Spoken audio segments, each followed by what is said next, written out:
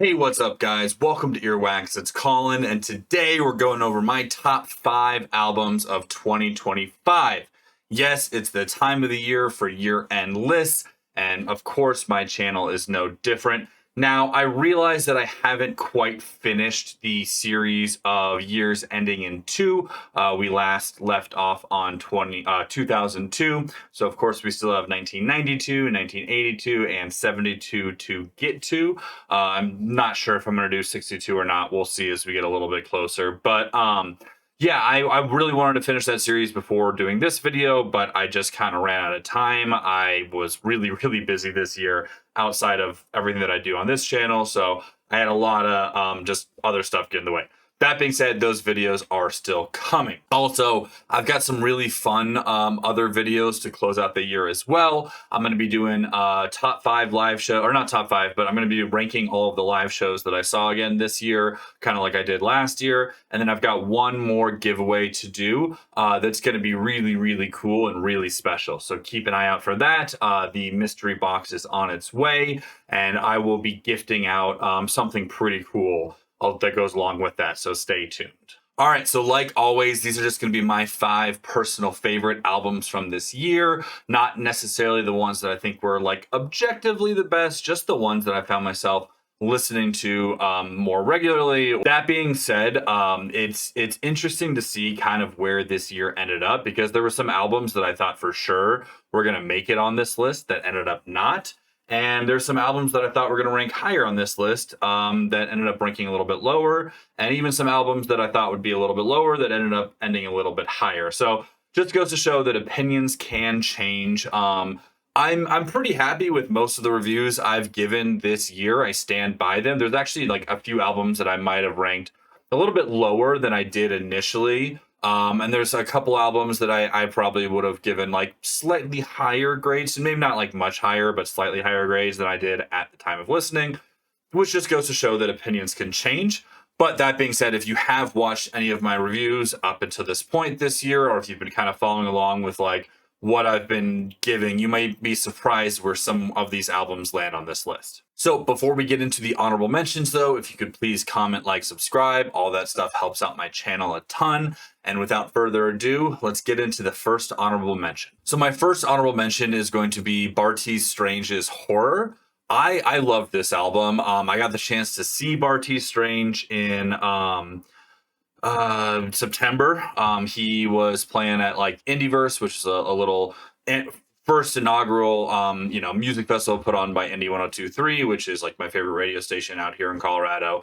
And yeah, he played amazing. Really fun show. It seemed like it was a bit more of like a stripped back performance of what he normally does, but still absolutely incredible. Played all the songs for the most part that I really wanted him to play. Really, really enjoyed Horror this year. Again, I think it's one of the best, if not like the best indie rock album to come out in a very long time. There's other albums that I've listened to this year that have gotten close as far as like within that indie rock sort of like space. I know the new Wednesday album, like people are loving, and I'm just now kind of getting into it. But it's definitely up there. The Geese album, which people are like absolutely loving as well. I haven't quite gotten behind yet, but I'm still like giving it a few more listens before I really form my opinion. But yeah, I do think that this album by Bartees Strange can hold up with any of the other ones that are being talked about recently, and it's kind of surprising me that it's not being talked about more, honestly. But I actually got a chance to meet him very briefly just in the crowd after his set was done. Very friendly guy, very nice, and yeah, I love supporting his stuff. I think he's going to do really big things in the future. Next honorable mention is one that I thought for sure was going to end up in my top 5, and that is Never Enough by Turnstile. So yeah, when this album came out, I was super hyped on it. I loved like the direction they were going in. I loved their flirtations with like post-punk and more of kind of like an indie rock feel, still keeping with though their standard like, more approachable hardcore sound. And I still think it's a fantastic album. Like I still absolutely love it, but it's fallen a little bit in my rankings just from a couple of the other albums that have come out that I just think are like objectively better albums this year. And also it's just not one that like I find myself going back to as much as I was when it first came out. Like I went back through and like re-listened to all of these albums again right before doing this video. And, while I still absolutely love this album, it did just fall out of my top 5 briefly, and so that's why it's coming in at just an honorable mention, but still absolutely incredible. Deserves all the praise and accolades that it's getting right now. All right, and my third and final honorable mention is going to be You Are Safe from God Here by the Acacia Strain. This was probably one of my favorite metal albums of the year. Again, just barely not making the top 5. Absolutely incredible, though. I think it might be my favorite Acacia Strain album. If you haven't listened to it, definitely go check it out. I just talked about it a little bit on my Halloween's top 5 episode for modern spooky albums, but it's such a good, just in your face, deep, heavy, it's I don't want to just call it straight deathcore because it's not, but it definitely has some deathcore elements to it.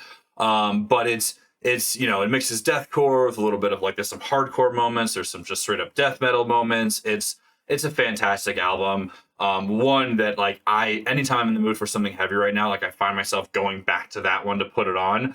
I ended up not doing a full review of it this year, and I wish that I had. But I just ran out of time. There's other stuff that was happening around that time. And I meant to for sure. And I'm kind of bummed that I didn't. I may do, if people are interested in seeing a review of that, I may do one and just put it up on my Patreon. But go check it out. If you're into heavier, death metal, deathcore, that kind of extreme metal, definitely give it a listen if you haven't, because it's absolutely fantastic.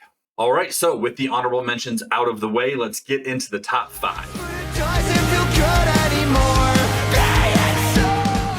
Coming in at number 5 for me is going to be The Sound a Body Makes When It's Still by Hot Mulligan. This is another one that I didn't actually do a full review on this year. Not for lack of trying, though. So every now and then an album comes along that just really kind of invokes something really emotional in me. Whether it makes me nostalgic for a certain part of my life, it makes me reflect on where I am now in my life, or in the case of this album, makes me remember when my mental health wasn't necessarily the greatest. So I'm not going to dive super into it right now, which is part of the reason I didn't do a review on this album. But, I struggled with depression for a very long time, clinical depression. I was on medication in high school for it. And, very thankfully and gratefully, I've been able to overcome that. And I'm still any mental health issue, you struggle with it throughout your life. But I've been in a very good place for a very long time now. And I absolutely am so grateful for that. And I attribute that to the people around me and where I am and the work that I've done to get here. That being said, this album, there's a few songs on this album that just brought me right back to that place. Not in a bad way, in a way that was, very much made me appreciative of where I am now. And it's a beautiful album. It's so well done. It might be their best album. They just keep getting better and better and better. It's such a good blend of Midwest emo, pop punk, a little bit of sort of the straightforward emo, but they just blend all this stuff together and do it in such an amazing way. I think Hot Mulligan's one of those bands where you really, really like their vocal stylings or you don't. Sort of the half singing, screaming style that they do. But I absolutely love it. But again, there was a couple songs on this album that really kind of it made me feel my depression manifested again a little bit. And so I tried to write down notes. I tried to do a review of this and I ended up just scrapping it because I couldn't get through. And to be perfectly honest, I didn't really feel like being that vulnerable on camera, but I can talk about it now, not in a full review, just as a generality. And it's a beautiful album. If you like emo music, if you like pop punk, go listen to this one. Hot Mulligan are some of the best doing it right now. This album is just absolutely incredible. You've got Carbon Monoxide Hotel, which is probably my favorite song on the album. Again, it's one of the ones that really kind of invokes some of those emotions in me. But other songs like Slumdog Scungillionaire and Heavy Load are just they're beautifully well done songs, despite the ridiculousness of the song titles on this album. Give it a listen because it's just so much. I don't want to say fun, because there are some really fun moments on it, but it's a really well done album and one that I ended up listening to a lot, especially when I was kind of feeling down on myself. And I think that it's healthy to have an expression to be able to experience those emotions without getting back into a dark place. And this album really did that for me. Coming in at number 4 for me is going to be Low Heaven's Ritual Decay. This is another album that I didn't do a review of, but not necessarily for any reason other than I didn't discover it until like probably a month and a half after it was released. Buddy of mine pointed me in the direction of it, and I took a little bit longer than I wanted to actually listen to it. And then when I did, I was blown away. This album is so fucking good. It's kind of like it's post metal. There's some like post hardcore thrown in. There's some like kind of droning, almost like shoegazy moments on it. There's some more straightforward, again, like sort of like post hardcore, even like hardcore moments on it. But yeah, it's absolutely incredible. One that like I want to just shout its praises from the rooftops, because every time I've listened to it at this point, I discover something new. I get a little bit more from it that I didn't get on my last listen. And yeah, it's absolutely incredible. Some of the guitar tones that they reach on here are just mind blowing. Some of the song structures that they have here are absolutely incredible. And this was an album that, like, again, it kind of just snuck up on me. Like my first listen, I was like, all right, this is really good, but I wasn't like immediately blown away. And then by my third, fourth, eighth listen of it, I was like, this is one of the best things I've heard in years.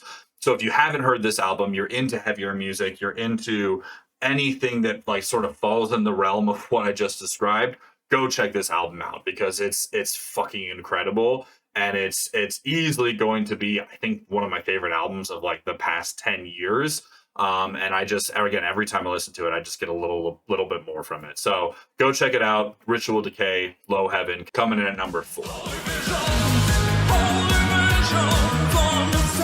All right, coming in at number 3 is an album that I've talked a few times about on this channel. I did a full review of this one. From this point forward, I've done full reviews of all these albums, but I did a full review for this one. This was also on my Halloween, top 5 Halloween albums, and this is going to be Silver Bleeds the Black Sun by AFI.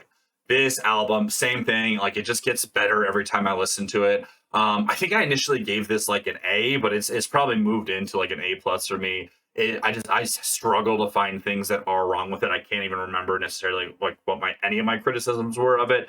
But yeah, it's so good. It's so well done. If you haven't gotten on like this late era AFI hype train, like now is the time, because this is the best iteration of like what they've been doing for the past decade, which is the more sort of like post-punk 80s goth rock inspired sound. And this is like the culmination of all of that in the best way possible. My personal favorite song in Voidward, I've Been Back, but you've got Behind the Clock, Holy Visions, Ash Speck in a Green Eye. Like this, oh God, it's just so good. If you're into, more sort of like groovy, melodic, post-punk and like goth rock, like I go listen to this album. And then they even keep it, like they bring back some of their true punk roots at the end with like No One Underground. And it's just such a perfect way to finish the album. And I think that it might be one of my favorite albums that they have ever done. Like I might put it right up there behind like The Art of Drowning, Sing the Sorrow, and Black Sails in the Sunset. Coming in at number 2 in my top 5 albums of 2025 is going to be Carpe Diem Moon Man by Psychedelic Porn Crumpets. I left a glowing review of this album when it came out. My opinion of it hasn't changed. This ended up being my number 1 listened album of the year on Spotify, which is impressive because I mostly only use Spotify to like have music on while I'm at work. So like I have a few pretty long playlists that I have a bunch of different genres that I play in the office while we're working. And so outside of that, like if I'm at home listening to music, I'm usually listening to a record, and I spun this record a lot. So for it to also fall into like my number 1 album listened on Spotify was pretty impressive. It is arguably, I think, the best psychedelic rock album to come out in the past probably 5 or 6 years. It's so fucking good. They just continue to get better. Like every single one of their releases, I think is good. High Visceral 2 is another like really highlight, but like this one in particular, I just love every moment of it. I love that they like still have some of their harder garage rock, heavy like influence stuff, And then they've got some like really good, more softer, slower, kind of more introspective songs. And they just do such a good job of balancing between the two sort of like sounds on this album. Standout tracks are going to be like the opening song of High Visceral, March On for Pax Ramona, and then my personal favorite as the Hummingbird Hovers. Even like the last two tracks of Out the Universe Pours and Concrete Cola, just like this album front to back, it's a masterclass in why I think garage psych and just like psychedelic rock in general is having such a moment right now. There's so many amazing bands doing it. There's so many amazing albums coming out, and these guys are certainly at the forefront and just continue to pump out incredible music. And my number one album of the year is going to be Deaf Heaven's Lonely People with Power. This album is still mind-blowing every time I put it on. This again, if you want to hear my full review of this album, go back and check it out. I'll post a link down in the description. But it's so fucking good. Deaf Heaven has just continued to evolve their sound. They've experimented by going a little bit softer, more straight up shoegaze, unlike their last album. But they came back heavy in the metal scene with this one. And I think that if you're a metalhead and you don't like Deaf Heaven, like give this album at least a listen, because this is definitely one where I feel like they drop a lot of the more, I don't want to say experimental, but a lot more of the sort of like straight up shoegaze or black gaze that they do. And there's still a lot of that in this album for sure. But they've got some more like defining song structure. They've got some more sort of just evolved songwriting on this album. And I think that it's absolutely incredible. Songs like Doberman, Heathen, Amethyst, like it's so good. You can tell that they're evolved. You can tell that like they're at a place in their career where they're just doing what they want and they're doing it incredibly well. And yeah, this will go down as, it might be my favorite metal album of the past like 5 or 6 years. It's so good. It may actually go down as like one of my top 10 metal albums of all time. Just like across the board. We'll see. Maybe I'll do a just straight up top 5 metal albums list at some point.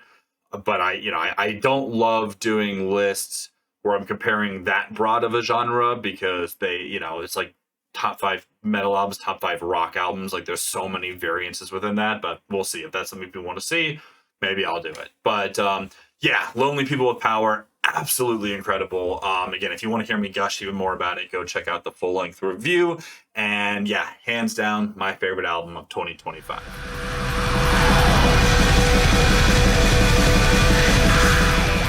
All right, guys, that's going to be it for me. Thanks so much for watching. Thanks for sticking with me throughout this year. I've got some more fun stuff coming up. Like I said, stick around for my ranking of all the live shows I went to this year. Can't do that one until I do go to my last show, which is actually tonight. I'm doing night 2 of the Decibel Fest. I get to see Acid Bath live, which is something I never thought I'd be able to say. So I'm incredibly excited about that. If you don't know Acid Bath, go check them out. And then, like I said, I've got a really fun giveaway to do. I actually just got a notification in the middle of filming this video, that my mystery box is shipped. So that'll be here soon, and a really, really cool giveaway that I'm super excited to tell you guys about. So stay tuned for that. And as always, thank you guys so much for watching. Talk to you soon. Peace.